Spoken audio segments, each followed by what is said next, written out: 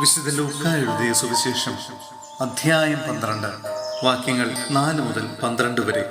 ഭയം കൂടാതെ സാക്ഷ്യം നൽകുക. എൻ്റെ സ്നേഹിതരെ, നിങ്ങളോട് ഞാൻ പറയുന്നു, ശരീരത്തെ കൊല്ലുന്നതിൽ കവിഞ്ഞ് ഒന്നും ചെയ്യാൻ കഴിയാത്തവരെ നിങ്ങൾ ഭയപ്പെടേണ്ട. എന്നാൽ നിങ്ങൾ ആരെ ഭയപ്പെടണമെന്ന് ഞാൻ മുന്നറിയിപ്പ് തരാം.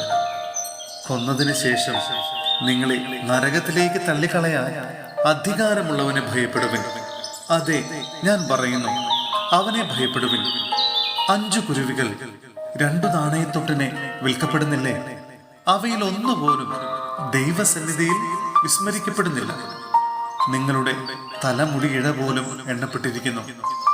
ഭയപ്പെടേണ്ട, നിങ്ങൾ അനേകം കുരുവികളേക്കാൾ വിലയുള്ളവരാണ്. ഞാൻ നിങ്ങളോട് പറയുന്നു, മനുഷ്യരുടെ മുമ്പിൽ എന്നെ ഏറ്റുപറയുന്ന ഏതൊരുവനെയും ദൈവത്തിന്റെ ദൂതന്മാരുടെ മുമ്പിൽ മനുഷ്യപുത്രനും ഏറ്റുപറയും. മനുഷ്യരുടെ മുമ്പിൽ എന്നെ തള്ളിപ്പറയുന്നവൻ ദൈവത്തിന്റെ ദൂതന്മാരുടെ മുമ്പിലും തള്ളിപ്പറയപ്പെടും. മനുഷ്യപുത്രനെതിരായി സംസാരിക്കുന്നവനോട് ക്ഷമിക്കപ്പെടും. എന്നാൽ പരിശുദ്ധാത്മാവിനെതിരായി ദൂഷണം പറയുന്നവനോട് ക്ഷമിക്കപ്പെടുകയില്ല. സിനഗോഗുകളിലും അധികാരികളുടെയും ഭരണാധിപന്മാരുടെയും മുമ്പിലും അവർ നിങ്ങളെ കൊണ്ടുപോകുമ്പോൾ എങ്ങനെ എന്ത് ഉത്തരം കൊടുക്കുമെന്നും എന്തു പറയുമെന്നും ഉത്കണ്ഠാകുലരാകേണ്ട. എന്താണ് പറയേണ്ടതെന്ന് ആ സമയത്ത് പരിശുദ്ധാത്മാവ് നിങ്ങളെ പഠിപ്പിക്കും. സഹോദരരെ, വിശുദ്ധ പൗലോസ് ശ്ലീഹ ഫിലിപ്പിയായിലെ സഭയ്ക്ക് എഴുതിയ ലേഖനം അധ്യായം 1 വാക്യങ്ങൾ 27 മുതൽ 30 വരെ. വിശ്വാസത്തെ പ്രതി പോരാട്ടം.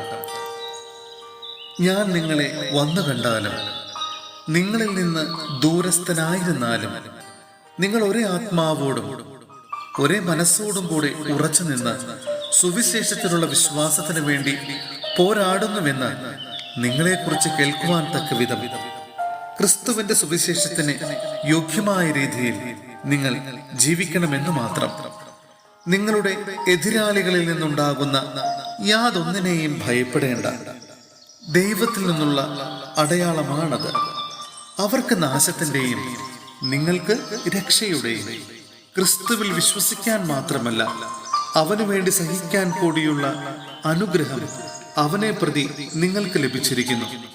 ഒരിക്കൽ ഞാൻ ചെയ്തതായി കണ്ടതും ഇപ്പോൾ ഞാൻ ചെയ്യുന്നതായി നിങ്ങൾ കേൾക്കുന്നതുമായ അതേ പോരാട്ടത്തിൽ തന്നെയാണല്ലോ നിങ്ങളും ഏർപ്പെട്ടിരിക്കുന്നത്.